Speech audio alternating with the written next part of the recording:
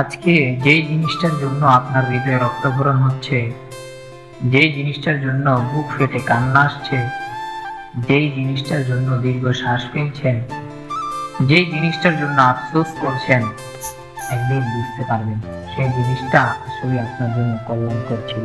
আপনি একদিন বুঝতে পারবেন আপনার রব সেই সময় আপনাকে সেই জিনিসটা না দিয়ে কিভাবে আপনাকে বাঁচিয়ে দিয়েছিল, কিভাবে আপনাকে মায়ার বাহুডোর দেখে রেখেছিল, কিভাবে আপনাকে রহমতের ছায়ার তলে আশ্রয় দিয়েছে।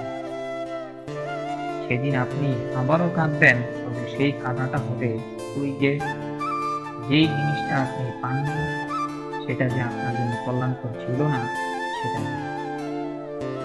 আপনি আমি সাময়িক লাভ করি, কিন্তু আমার আপনার রব তার বান্দার উভয় জাহানের মুক্তি চায়। তাই হতাশ হবেন না, যা কিছু হয় তা আপনার কল্যাণের জন্যই হয়।